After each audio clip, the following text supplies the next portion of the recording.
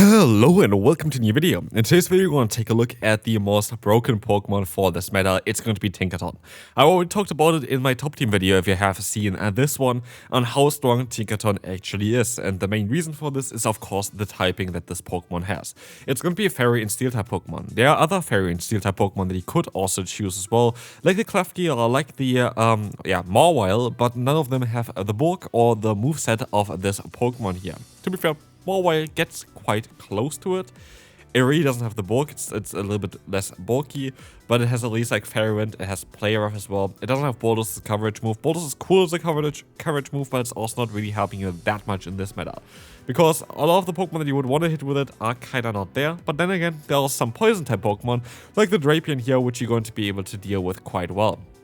This team was a lot of fun. This team was very, very strong. This team has like one weakness which we're going to talk about a little bit here and how to maybe change that one as well. But we're going to have here an interesting team. We're going to have the Dusknoir on the lead. Dusknoir together with the Tinkaton is a very good core. Dusknoir is going to be able to beat a lot of, like just generally, it's going to be very nice neutrally. The only Pokemon that doesn't want to face are those Dark type Pokemon which Tinkaton can deal with. Tinkaton on the other hand, just generally is very neutral against the current meta. It's very good defensively generally as well. And yeah, as a say-stop, we're going to have Volt Switch Fortress. Honestly, it was a lot of fun. I think it's a very good idea to run Volt Switch in this meta. But here's the thing. For this team specifically, I could see that Bug Bite might have been a bit better. That doesn't mean that Volt Switch was bad. That doesn't mean that Fortress was bad. I think that here this team just struggles sometimes with the Pokemon that we're currently encountering. It struggles sometimes with the Pokemon of Diggersby there. And in order to kind of help with that, Bug Bite would definitely do a little bit more damage against it, which doesn't again change the matchup directly, but it could help out in the long run, and this is mainly what I'm thinking about here. But otherwise, Volt Switch is great against those mirror matchups as well. You're going to be able to do now neutral damage that generates energy faster as well. The Volt Switch got buffed this season, and it makes it a very interesting Pokemon to play like this. And I think that while yes, in this team, maybe sometimes it would have been better off Bug Bite against those ground type Pokemon, it still wasn't a mistake straight away. Like, it definitely still was, yeah, something that you can run for sure. It was something that worked out quite well. As you can see here, we're going to have the Fire Punch coming through against us. We can still take it. We're going to try our best with our Dusknoir. I'm not too sure, maybe a Shadow Punch would have been enough actually from this range already. I think this was maybe a bit of a mistake. But as you can see, they're going to have their wicked stuff in the back. They're going to go back into their fortress. And we're looking like we're in a very solid position here generally. I think we're going to be in a spot where we can still deal with the opponent. We're going to go for the bait move here. This is going to allow us to do some solid damage though and get them knocked out here. Play Rough is still, even if it's resisted, is going to do more damage than the Bulldoze. Bulldoze is mainly just here for coverage, for having a bait move. That's kind of the reason why this move is here today. As you can see here now, we're going to have the Wicked Tough against our Tinkaton. Tinkaton will be able to still take the Icy Wind, and we will be able to go for the KO here as well with this Play Rough coming through, and we can move on to the next opponent, where we will face the Sandslash. Sandslash is going to be an interesting Pokemon here. We're going to be able to swap out though into our Fortress, and again here we are going to be able to do neutral damage instead of resisted damage and also regenerate energy faster, which helps out quite a bit as well. And so, as we will see here, they're going to have the Claydol coming in, and again now, it would have been better to not have Volt Switch, it would have been better to have the Bug Bite, because we would have done super effective damage instead of double resisted damage. And so, there are back and forth with this. You kind of need to just be aware of that. That's kind of more what I'm thinking of. It doesn't mean that Volt Switch is bad by any kind of mean, but yeah, I do see sometimes play where Bug Bite might be better. Volt Switch generally though is something that you can run and that has some qualities as well. I like it a lot as well in order to just generate energy faster, because we're going to have it as a say-stop. As a say-stop, you kind of want to use the charge moves in order to kind of get somewhere with it. And so, yeah, at this point here, for example, we have double fire weakness on this Pokemon. We have fire weakness in the backstop with the Tinkaton as well. And what we can do by going for the safe stop there is you can bait out the fire types. If it's a fire flyer, like currently Dragonbreath Charizard is seemingly quite common, we're going to be able to counter it anyway, but otherwise it's just going to be able to generate energy faster in order to at least get a shield advantage there. So, next up, we're going to see here the Tentacruel. This is going to be Fine, we're going to have here now the boulders coming through, and we have to still kind of catch the move though. If we not catch the move, we kind of lost here immediately, and sadly they're going to be able to call it. They don't go for the charge move, and with that, this is going to be it. Let's move on to the next opponent. We're going to see here the Oranguru. This is going to be the Trailblaze coming through. We're going to see as well that we're going to have a great time here because they're going to be able to resist all of the damage, which is going to be great. But still, the issue here with Tinkaton is we don't have really immediate pressure with this Pokemon as well.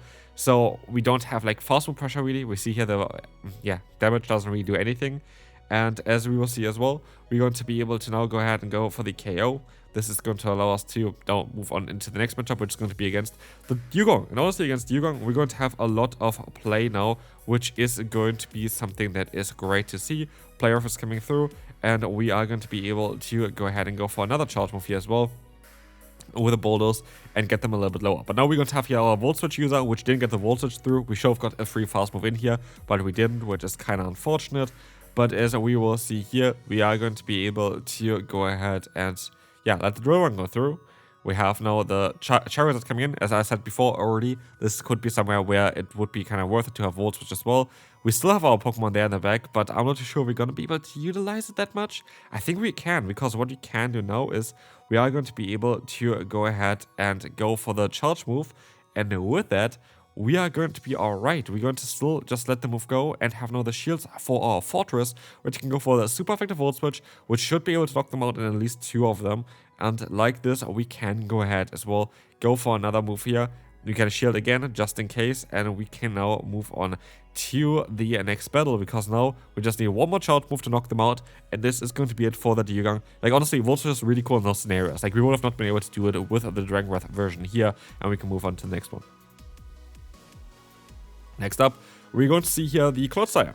Clodsire is going to be alright for us. Clodsire is going to be totally okay, because this is going to be a Pokemon that does resistant fast move damage, and it is going to be alright for us because we can now go ahead and still shield though up, because we have more fast move pressure than the opponent, but they of course have access to the bait move here, Sludge Bomb. Okay, they went for Sludge Bomb. This is really unfortunate because we had to shield up a potential Earthquake, and so yeah, we have to shield up the Earthquake now, and now we have a ton of energy, and I decided to go for the bait here again, which is working out as well for us, but it's not actually getting the shield from them. And so now we're in an awkward spot. The opponent still has 2 shields left. They have a Lapras here. It's not a great matchup, the Lapras, which is kind of alright as well. But as you guys see as well, we're going to be able to go ahead and go for the Rock Tomb, get that KO. In comes the Clodsire, and we can try our best to go for another Rock Tomb. This is going to allow us to get that shield from the opponent, and as we will see here, the opponent is going to be not in a great spot anymore. Honestly, Fortress is such a good Pokemon. Now we're going to have here still the option to go for another Rock Tomb. If they want to reline, they have to shield here again, and as we will see, this is going to allow us to get the KO against them, and they have the Charizard in the back, and now we kind of would have liked to carry our other Pokemon healthier, because we don't have the answer against Charizard in the back anymore. We don't have anything in the back. We're only going to have our Tinkaton. This is not ideal. We have now the option to maybe catch a move. This is my idea, because I know they're going to outspeed me. They generate energy similar speed than I do, and I need more energy for the play rough. But what I decide to do is I will go for the bait here, and I tried to catch, but I couldn't catch the move. They were able to go for the move in time. But is one Volt Switch enough? It might be, actually. We will never find out. And so we can now move on to the next opponent, where we will face Moltres in the lead as well, which is going to be bad for our lead, but it's going to be great for our Saysop and for our Pokemon in the back. Like, both of them are going to work out quite well for us. Fly is coming through. We're going to have the Diggersby coming in here. And as we will see, this is going to allow us to get some damage in, and we're going to be able to hopefully still go for another charge move. I think a Fire Punch is not going to do enough here, but yeah, as you will see, we're going to have, that Earthquake coming through. This is going to allow us to do some solid damage, and we will see here as well that now the opponent is going to be already in range for even a player for later on. But again, we still kind of have to utilize our Dust Storm. This is like the issue here for this team. This is kind of the issue, that it can be a bit tricky against Diggersby. It doesn't mean that we are kind of losing against Diggersby straight away, because again, we are going to have here the counter user, the Dynamic Punch user in the lead, the fighting type coverage in the lead, which is going to be great. But yeah, it is what it is. It is sometimes a bit tricky, especially if your lead goes down. It's something where I would have most likely changed it in hindsight. I didn't think, though, what I have to say as well, I didn't think that I would have needed to cover that much for Diggersby. I thought, of course, Diggersby is a good Pokemon, but I didn't think it would be that common. Diggersby was mainly on nearly every single, yeah, team here that I encountered. Like, so many Pokemon, like, so many teams were using the Diggersby for good reason. It's a good Pokemon in the current meta. It's one of the best Pokemon in the current meta. It absolutely makes sense that this Pokemon is used. I made a video, I think, already where it was in as well. So, like, it's not really too surprising. Like, I did a video recently with a Melmon thumbnail where Diggersby was also on the team, and it was a very, very solid team to use, and the Pokemon itself was very, very good as well. Anyway, Awkward Tail is coming through here. It's going to knock us out, but because we got the debuffs on the Bulldoze the entire time, this Shadow Punch actually is going to be enough to knock them. And so we can move on to the next opponent. We're going to have the Ferret against an Elite. We're going to be able to swap out into our Fortress and try to go for the Rock Tomb. Our Rock Tomb is not going to coming through in time, but they're only going to have resisted charge move damage coming through anyway, and so I'm not really too worried. As we will see here, this is going to get the attack drop onto them. We're going to try our best to go for another charge move, and we should be able to survive and still get either the KO or the shield advantage, and both of which I'm actually totally happy with. As you can see, we can go for another charge move. The Rock Tomb is coming through, and the opponent is going to decide to let the move go, and with that, we're going to have alignment. And this is going to be crucial because now we are even going to be able to reach another move here, which will allow us to get the drop onto their attack, but also we have no alignment. We're going to have the Tinkaton against them. They're going to have, though, the Pidgeot in the back, which means they had a triple hard counter team to our lead. And this is going to mean that we are going to be in a position here now where it is a bit more awkward for us. I have no idea if we are going to be fine here or not. The Air is coming in. We're going to have the attack boost onto the opponent straight away as well. I can go for the Shadow Punch, but this is basically it for it.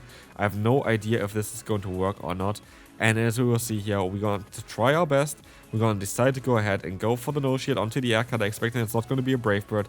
And we still have to try with our Tinkaton. Of course, it is absolutely awkward that the opponent was able to go for their boost immediately. Like getting the boost, 30% chance, is going to be something that is not always going to happen. And with that, it's just going to make it all a little bit more difficult. I'm actually going to shield the first move up here. It's going to be the Swift. And I have to go for the bait in order to have a chance here. Bulldoze is coming through, but I think with the attack boost onto that Pidgeot, it might be just a little bit too much for us to deal with. And as you're going to see, the opponent's still going to be able to go for a move here. And yeah, as we see, they're going to not knock us out, but it's going to be too close. Without the boost straight away, we would have won the battle, but it is what it is. It's part of the game. We can move on to the next one. We're going to encounter a Diggersby in the lead, which is actually ideal for us. So, next up, we are going to see here as well that the opponent is going to, go ahead and maybe go for their Scorching's Head, of course. Like, at the end of the day, this is kind of on what they want to do. They want to try to even fish for that debuff. So, as we will see, this is going to be a bit awkward. We're going to have the Dynamic Punch, but the opponent stops out, catching the move onto the Cloud side. This was a very, very smart choice from the opponent, of course. There's not really a lot that we can do about it. And as you're going to see here, I'm going to try my best to go for the swap out and catch the move, which works out super, super well. As you can see, we're going to try our best to go for the Earthquake, and this is going to be interesting here as well. We're going to decide to let the move go. I think Earthquake is going to do a lot of damage, but I'm not sure if it's going to do enough. We will never find out because I catch the move onto the Diggersby. And the issue here now as well is that I didn't need the damage onto them. I really don't need the damage unless I would get the shield here from going for another charge move, which I can't. It is what it is. We're going to see here the Dynamic Punch coming through. This is going to be a bit awkward for us, as now this is going to allow us to knock them out. But we are going to be basically with one Pokemon left, and we have to see what they have in the back here now. It's going to be Zweites. This could have not been better, but we still have to beat that Clodsire with our other Pokemon. Like, Zweites has no play against Tinkaton. Tinkaton is going to be the hardest answer to Zweites. But we have to see that we can still do something here, because as you see here, the Bulldoze is going to be now coming through. Is it going to be enough, though? They're going to, I think, still have a shield left here, right? They're going to go for the shield, of course. And we have the defense drop. They're going to be able to go for another move here. It is awkward because the Earthquake is coming through now. And I have to kind of win this battle now with my other Pokemon, I think. I think this might be my play. Maybe I can just win it with a Dynamic Punch on my Dusknoir. And so the opponent decides to go for a charge move here. It's going to be the Body Slam to knock us out. But we have the Dynamic Punch stored. And with the Shadow bonus on top of it, it is easily going to be enough to knock them out. And we can move on to the next one. So next up, we're going to have here the Murkrow. Murkrow is going to now go up against us, which our backline can deal with, but here we're going to see already what I mean already earlier. I'm not too sure we would have been able to reach this move in time here. I'm honestly not too sure if we would have been able to do that, but like this, we are going to see here, we can go for a shield. This is going to be alright. This is going to be a Thunder Punch coming through. And we can try our best to go for the no shield now, because it should be just another Thunder Punch. We can go for the full farm down, and with that we can now have the coverage for the Murkrow. Does that work out for us though? I'm gonna even go for another Force Move first before I go for the charge move. Actually kind of funny to see there. If you looked at my clicking there, you literally saw my thought process. I was first spamming Dynamic Punch, then I was spamming a little bit above, then I was spamming Dynamic Punch again, then I was spamming a bit above again. Because I was like, do I go for it straight away? Do I go for a fast move? Do I go for it straight away? I didn't know basically the entire time. I was like, I'm gonna see. And actually, at the end of the day, it worked out quite well. The opponent is now at 1 HP there. We have a Drapion against us, and I do think it's best for us, our best interest at least, to go for the Play Rough, which would knock them out straight away. So let's see if this is going to work out here. Play Rough is coming through. They got the drop, I think, onto them as well. And with that, we are going to be able to win this battle here. Good game to the opponent. This team itself, by the way, it was really much fun there. It was a really good team to run. Next up, we are going to have here the Yugong, which is going to be alright. We're going to be able to go ahead and swap out into our Fortress against the opponent's Tinkaton. And Tinkaton does not want to face up against the Fortress. They're going to get the defense boost straight away, which of course is a little bit awkward for us. But as we will see here, we're going to have the Earthquake doing a lot of damage, putting them into farm down range for us. They have nothing they can do against us here, so we are going to be in a perfect position. As we will see here, the full farm down coming through. This is going to work out quite well for us, as they're going to now reveal this Swampert in the back. I know now I need to align my lead against the Swampert, and this is such a valuable information because now I can play towards that. I can just stay in here, I can go for the Earthquake, I don't have to swap out of here or anything like this, and I know I can let this move go. As long as I have shields with my lead, I should be alright. I have a move stored basically here as well, and as we will see as well, this is going to allow us now to, at least pressure whatever they have there still. They're going to have the Dugong still. I do think I would be able to kind of outspeed them here, but yeah, I go up to 100 energy. I have 2 Dynamic Punches stored. I can go for 1 Dynamic Punch first and then the next one. But yeah, as we will see, this is going to allow us to get the KO, as we will see as well. We're going to have now the Swampert coming in, and we can catch the move onto our Tinkaton. This is quite important because we need to have the damage from our lead still in against them. But also, Player is kind of nice here, but they should be energy dry, which means they are forced to go for the charge move here at the same time as you get to the Player. Means they should have only like 1 or 2 fast moves extra, and knowing this, they decide to forfeit. And this is going to be it for this video. It was a lot of fun to play this one. Hope you enjoyed this one, and if you did, feel free to leave a like, and I will see you then. Bye bye.